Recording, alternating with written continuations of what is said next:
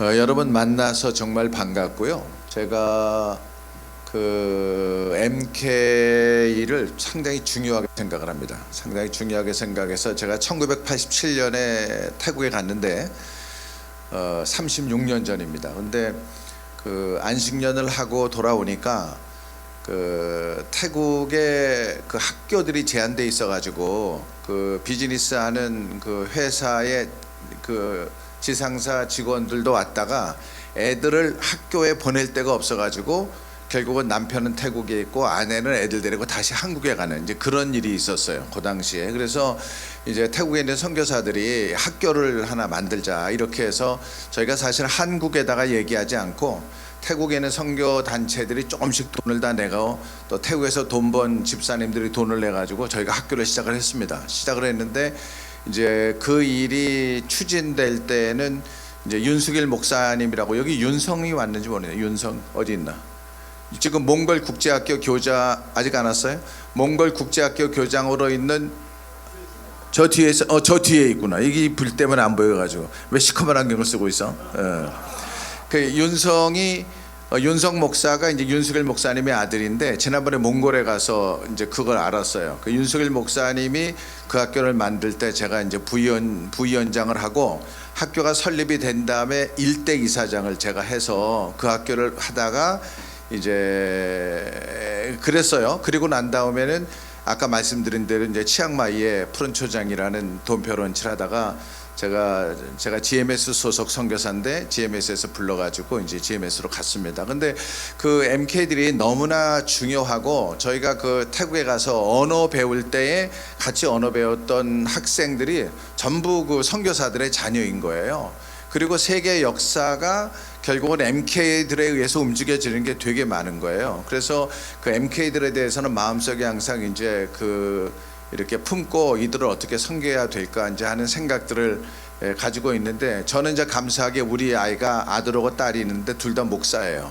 그래서 아들은 이제 토론토에서 목회를 하는데 카나다 사람들 목회를 하고, 딸은 이제 미국에 있는데 걔는 또 미국 사람들을 목회를 해요. 근데 둘 다 한국말도 잘하고 또 우리가 태국에 있었기 때문에 태국말도 아주 태국 사람 같이 잘해요. 그래서 하여간 이 MK에 대해서는 엄청난 잠재력을 가진 분들이니까 이분들이 한국 선교를 이끌어 나갈 사람들이다 이렇게 생각을 해요. 그러다가 이번에 이런 모임을 갖게 됐는데 어쨌든 마음과 정성을 다해서 이 모임을 축복하고 또 리더십으로 계시는 분들 정말 저희가 축복하고, 이 MK가 이번에 그 전략적으로 사역과 관련해서 앞으로 MK 흐름이 어떻게 돼야 되겠다 이렇게 생각을 하시는데, 하여간 그런 일에 정말 그 마음을 다해서 축복을 합니다.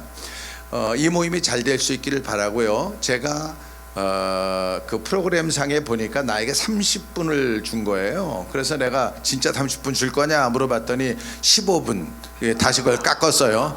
그래서 15분인데 이제 제가 어쨌든 하여간 빠른 시간 안에 제가 하고 싶은 얘기를 다 하고 마치도록 그렇게 하겠습니다.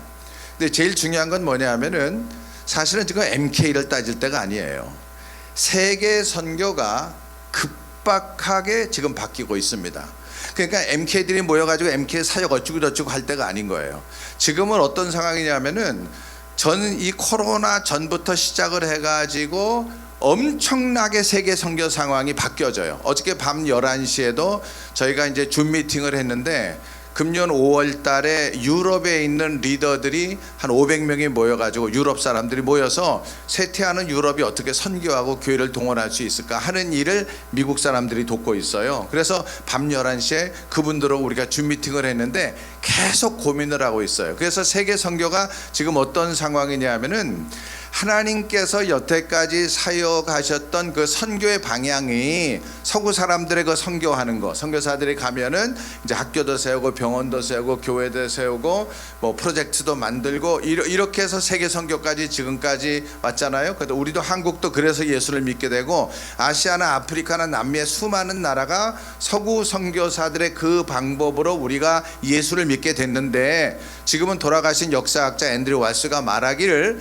그 서구 사람들이 선교했던 그 방식을 우리가 크리스텐덤 미션이라고 하는데, 이것이 여태까지 가장 최상의 선교 방법이었는데 지금은 그거를 과감하게 포기해야 될 때다, 이렇게 얘기를 했어요.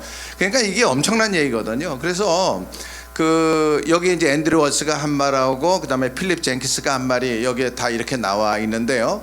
오른쪽을 보면은 서구의 선교 운동인 크리스텐덤 선교는 이 시대 마지막 선교의 최고라고 할 수 있지만, 바로 지금 이 시기가 남반구 교회, 넌 웨스턴 월드, 글로벌 사우스에 있는 교회들이 선교가 크리스텐덤 미션을 이렇게 서서히 놔주는, 그러니까 지금같이 우리의 부모님들이 했던 선교 방식을 더 이상 따라서는 안 되는, 지금은 그런 시기인 거예요. 이 글을 영국의 OMF 대표가 보고 난 다음에 우리한테 어저께 메일을 보내서 한국교회 그 흐름에 대해서 우리한테 얘기해 줄 수 있느냐, 그러면 그거를 우리가 전 세계에 우리가 그걸 좀 뿌리겠다, 이렇게 이제 어저께 우리에게 메일이 왔어요. 그래서 지금 한국도 그러고 전 세계가 어떤 상황이냐 하면은, 서구가 기독교가 점점 쇠퇴하는 상황이고 한국도 기독교가 쇠퇴하는 이런 상황이기 때문에, 그 아시아의 선교학자 파용, 말레이시아 사람은 뭐라고 얘기를 했냐면은, 작년에 유럽 사람들 한 500~600명 모인 가운데서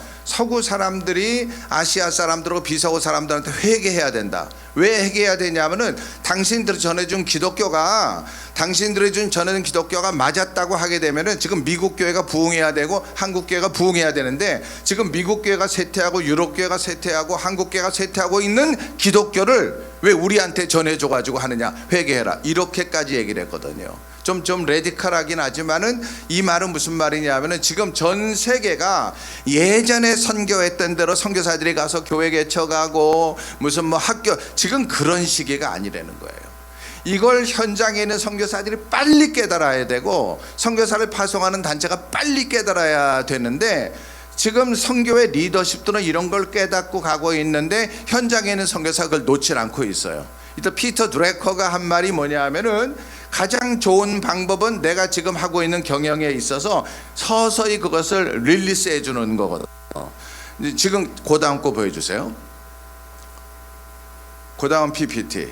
그래서 이걸 보게 되면은요, 우리가 선교에 대해서 좀 정확하게 이해를 할 필요가 있는데, 너희는 가서 모든 족속으로 제자를 삼아라, 그러니까 선교가 가는 거다, 이렇게 생각을 한 거예요. 비행기를 타고 다른 나라에 가야 선교한다고 이렇게 생각을 했지만, 사실은 선교는 다른 나라를 넘어가는 것이 아니고 문화를 넘어가는 거다. 이 문화가 중요한 거죠. 문화를 넘어가는 거다. 그 다음에는 다른 국가에 가는 것이 아니고 다른 사람에게 가는 거다, 이런 거죠. 그래서 지금은 고 개념도 있지만 큰 개념도 있는데, 랄프 힌터가 얘기하는 선교의 4가지 메커니즘이 있거든요. 퍼스펙티브 보면 나와요. 거기에서 4가지 메커니즘이 뭐냐면은, 자발적으로 가는 것, 비자발적으로 가는 것, 자발적으로 오는 것, 비자발적으로 오는 것.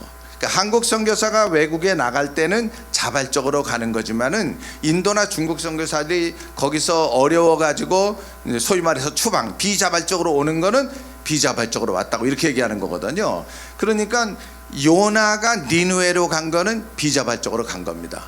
사도행전 8장에 예루살렘 교회 핍박이 있어가지고 이 사람들이 안디옥에 간 것도 비자발적으로 간 겁니다. 한국에 지금 자발적으로 온 이주민이 260만 원이 60만 원이 아니고 260만 명이나 되는 거예요. 2023년 12월 통계가 250만을 넘었습니다. 합법적인 사람들이, 그러니까 불법적인 사람까지 합하면은 260만이 되는 거예요. 그러니까 이런 사람들에게 찾아가는 것이 바로 선교다. 그러니까 선교하면은 무슨 비행기 타고 외국에 나가고 단기 선교 나가고 이게 아니다 하는 걸 우리가 지금 빨리 깨달아야 되는 거예요.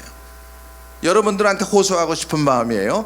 그래서 선교사 숫자를 늘리는 것은 별로 의미가 없습니다. 서구 선교의 패턴은 뭐냐면은, 선교는 선교사가 하고 선교단체가 하고, 그리고 교회는 기도하고 후원하는 거예요.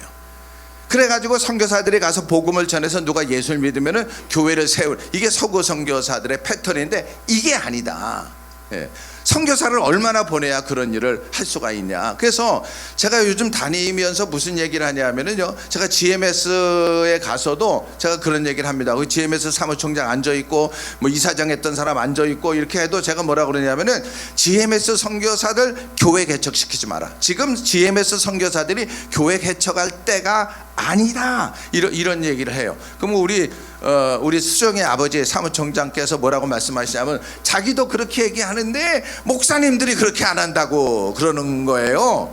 여러분들 아프모님한테 얘기해서 교회 개척하지 말라고 그러세요. 지금은 그거 할 때가 아닌 거예요. 왜 그러는지 조금만 설명을 들어보면 이해를 할 수가 있는 거예요. 그래서 국내에 260만이나 되는 이주민들에게 선교사를 도대체 얼마나 보내야 그들을 다 하겠어요, 복음을 전하겠어요. 그래서 사실은 이 선교는 교회에 주신 거거든요. 교회가 제 일을 안 하니까 선교단체가 세워지는 거예요. 그래서 교회라는 게 건물이 교회가 아니잖아요. 우리가 교회잖아요. 우리가. 그러니까 우리가 선교사가 되는 게 아니고 선교적인 마음을 갖는 사람이 돼야 되는 거예요. 그래서 우리 GMS에서도 얘기하고, 제가 KWM 사무총으로 다니면서 얘기하는데, 목사 선교사 파송하지 마세요. 제가 그렇게 얘기합니다. 지금 목사 선교사 파송할 때가 아니에요. 목사 선교사를 파송할 때가 아니고 전문인 선교사를 파송할 때예요. 그러니까 목사 선교사도 파송할 수 있는데 그 사람이 성경을 아주 잘 알거나, 아니면 무슨 뭐 설교를 아주 잘하거나, 아니면 기도를 하루에 앉아서 3시간씩 하거나, 뭔가 이런 특성이 있는 사람이면은 파송해도 되지만은 그냥 MD부 나와가지고 목사 이런 사람 선교사 가면 안 되는 거예요. 이미 그런 시대가 끝난 거예요. 그런 시대가. 빨리 이것을 깨달아서 지금 세계 선교를 여러분들의 시대에 어떻게 섬겨야 될 것인가 하는 아이디어를 가지고 나가야 되지, 전통적인 선교 방식을 가지고 나가서 내가 선교제에 가서 뭐 어쩌고 학교 하겠다, 무슨 뭐 병원, 이게 지금 통하는 데가 아닌 거예요. 그 다음에 또 다음 거요.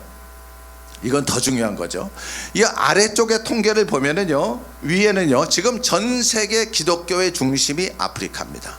왜냐하면은 아프리카가, 여기 아프리카 말리에 안창호 선교사님 모셔가지고 어떻게 왔어 그랬더니, 최 선교사가 아프리카 사람이라는데 와가지고 왔대, 격려하려고. 이야, 대단하다 정말. 안창호 목사님 훌륭해. 내가 정말 아끼는 후배입니다. 박수 한번 해야 될 것 같잖아요. 아니 그래서 내가 언제 와서 그랬더니 슬쩍 와가지고 이제 요거 끝나면 간대. 그래서 내일 GMS에다가 연락도 안 해가지고 사무총장 하면 혼날 것 같다고 지금. 근데요, 전 세계에서 예수 믿는 사람이 제일 많은 데가 아프리카입니다. 그리고 아세요? 예수님 당시에, 예수님 돌아가시고 난 다음에 AD 100년 안팎에 아프리카, 지금 모로코나 튀니지나 이쪽에 있는 사람들이 예루살렘에 있는 그 사도들의 후예들한테 뭐라고 얘기했냐면은, 너희들이 정말 진실한 신앙을 갖고 싶으면은 아프리카로 와라. 예루살렘에는 이미 퓨어 페이스가 없어져 버렸다. 근데 지금 아프리카가 예수 믿는 사람이 제일 많은 거예요.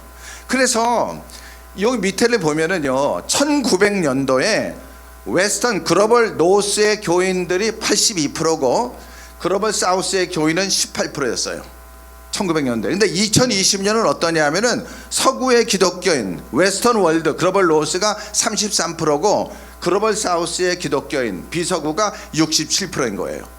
그래서 지금은 기독교인을 얘기하게 되면, 옛날에는 백인들을 얘기를 했지만은 지금은 기독교인이라고 하면 그 중심이, 기독교인의 샘플이 누구냐 하면은 아프리카 기독교인이 샘플이고, 남미 기독교인이 샘플이고, 아시아의 기독교인이 샘플인 거예요. 그래서 지금 세계가 계속 바뀌어주고 있는데, 뭐 선교학 강의가 아니니까 더 이상 얘기하지 않겠습니다. 넘겨주세요. 그렇게 해서 지금 비서구가 엄청나게 부흥하고 있습니다. 근데 비서구가 어디냐 하면은 아프리카나 남미나 아시아거든요. 근데 아프리카 특징이 뭐예요? 가난한 거예요. 남미 특징이 뭐예요? 가난한 거예요. 아시아 특징이 뭐예요? 동남아시아 가난한 거예요. 이 가난한 사람들이 선교를 지금 하는 거예요. 그 다음 거요. 근데 이 통계를 보면은 이게 전 세계 선교사 숫자인데요. 왼쪽에 있는 거는 1975년에 70년에 글로벌 노스의 선교사가 22만 7천 명이고 글로벌 사우스가 3만 1천 명인데 2021년에 선교사 숫자를 보니까 글로벌 노스가 22만 7천 명이고 글로벌 사우스가 20만 3천 명이에요. 지나간 50년 동안 서구 선교사들의 숫자가 늘지를 않은 거예요. 지나간 50년 동안에 비서구 선교사들만 3만 1천 명에서 20만으로 늘었으니까 17만 2천 명이 늘은 거예요. 그러니까 앞으로도 서구의 선교사가 는다 하는 보장이 없는 거예요. 앞으로도 선교사가 나오면은 아프리카에서 선교사가 나오고 남미에서 선교사가 나오고 아시아의 다른 나라, 한국 말고 인도라든가 필리핀이라든가 말레이시아라든가 인도네시아라든가 중국이라든가, 중국이 2030년까지 2만 명의 선교사를 보내려고 하는데 지금 2천 명이 나갔거든요. 뭐 더 이상 긴 얘기는 안 하겠지만은 어쨌든 앞으로 이 엄청난 화력들이 과거에 선교지였던 나라들이 선교사를 파송하는 나라로 반하고, 반면에 선교사를 파송했던 미국이나 유럽에 있는 교회들이 쇠퇴하게 되니까 더 이상 선교사를 보낼 수가 없는 거예요. 그러면은 이 비서구에서 나온 선교사들이, 아프리카나 남미 선교사들이 아시아의 필리핀 선교사, 말레이시아 선교사, 인도네시아 선교사, 태국 선교사들이 나가는데 이 사람들이 나가서 서구 사람들이 가서 교회 세우고 땅 사고 병원 세우고 학교 세우고 이거 할 수 있겠냐고요. 이건 못하는 거예요. 그렇기 때문에 앤드류 워스도 얘기하고 필립 젠킨스도 얘기하고, 이 서구 선교 방식은 과거에 하나님께서 최고의 방식으로 사용을 하셨지만은 지금 세계 교회가 선교하려고 하면은 이 방법을 놓아야 된다. 더 이상 이 방법은 아니다. 이 방법을 하려면 돈이 계속 있어야 되는 건데 그렇게 많은 게 아니거든요. 그래서 지금은 선교사들이 가가지고 교회 세운다고 개척하고 땅 사고, 그리고 솔직하게 얘기해가지고 우리끼리 선교사들이 교회 개척 어떻게 해? 부모님들 어떻게 했어요? 뭐 얻어가지고 그냥 현지인 월급 주고 그 사람들 다 목회시키고 그러는 거잖아. 그런 거 하지 말라는 거예요. 지금은 그런 거 할 때가 아니라는 거예요. 더 솔직하게 얘기하면 상처받을 사람이 있을 것 같아서 2명이 저기. 그 다음 거 보여주세요. 그렇게 해서 서구 선교의 패러다임은 뭐냐면은 복음이 없는 곳에 있는 곳에서 복음이 없는 것으로, 믿음이 있는 곳에서 믿음이 없는 것으로, 돈이 있는 곳에서 돈이 없는 것으로, 선교가 이렇게 된 거예요. 그래서 학교도 세우고 병원도 세우고, 그렇게 하다가 선교는 누구냐? 교회가 하는 거 아니야. 파송받은 선교사가 하는 거예요. 현지인들 월급 줘가면서 이렇게 하는 거거든요. 그리고 난다가 교회는 뭐예요? 후원하고 기도하고, 그리고 난 다음에 뭔가 예수 믿는 사람이 생기면은 교회를 개척했는데, 이 프로젝트는, 이 선교 방식은 일정 기간 하나님의 사용하시는 선교 방법이었는데 지금은 이게 아니다, 이런 얘기를 하는 거예요. 그 다음요. 그래서 이런 것은 피터 드러커의 말에 의하면은 이런 것들은 갑자기 할 수는 없지만은 서서히 폐기해야 된다. 이 방법이 갑자기 하는 게 아니에요. 이게 돛담배라든가 모터보드는 오른쪽 왼쪽 이렇게 막 나가지만은 큰 항공모함은 이래 땅으로 넘어가거든요. 이렇게 돌아야 되는 거니까 이 선교 패턴이 10년 20년 걸릴 수도 있지만은 결국은 이렇게 갈 수밖에 없다. 그래서 이제는 이거 나중에 놓고 가는 거니까 살펴보시면 될 것 같고요. 그래서 제가 이제 정리를 하려고 하는데, 이 선교 운동을 일으킬 수 있는 사람들이 MK다. MK. 나도 우리 아들이 선교사 하길 바랬는데 파송해 줄 사람이 없는 거예요. 예. 파송해 줄 사람. 우리 아들이 괜찮은 애요. 서울대학교 외교학과 나왔죠. 프린스턴 나왔죠. 예? 그리고 뭐 칼빈 나오고 토론토 나오고 토론토 대학 나오고 괜찮은 애인데 선교사로 파송해 줄 사람이 없어요. 그래가지고 할 수 없이 목회를 하는 거예요. 할 수 없이. 이게 선교사로 나오고 싶은데 내가 GMS 사무총장인데도 GMS 목사가 아니니까 파송해 줄 데가 없는 거예요. 그래서 지금 저러고 있거든요. 예. 근데 잘하는데 저 토론토에서 백인 목회하는데 교인도 한 300명 모이고 잘해요. 또 이제 지금 너무 잘하니까 미국에 있는 교회가, 뉴저지에 있는 교회가 초청한다고 그래가지고 갈까 말까 생각 중에 있는 것 같아요. 그래서 이 MK들이 한국 교회의 소망이고 새로운 운동의 소망입니다. 그래서 제가 MK들이 하는 일 있으면 무조건 도우려고 애를 쓰는 거예요. 그래서 KWMA를 잘하는 사람이 있는지는 모르겠지만은 우리가 그 MK, TCK 웨이브 같은 데도 작년부터 지원하기 시작했고요. 그리고 뭐 많이 있고 또 여기 우리 전수정 전도사 있지만은 우리 전수정 전도사님께서 지금 상담을 해주시잖아요. 그래가지고 우리가 의논해가지고 그 상담하는 아이들 우리가 선생님들 그 상담 비용을 우리가 다 대주잖아요. 그래서 MK들에 대해서 저희가 열린 마음을 가지고 저희가 대하고 있습니다. 그래서 여기 모여가지고 MK 중요한 건 다 아니까 그렇게 너무 중요하다 우리 중요하다 그런 거보다는 정말 앞으로 한국교회 선교를 MK가 어떻게 이끌어 나가야 되는지 여러분의 방식으로 그리고 세계에 나가서 우리는 아무리 하고 싶어도 이게 영어가 잘 안 되잖아요.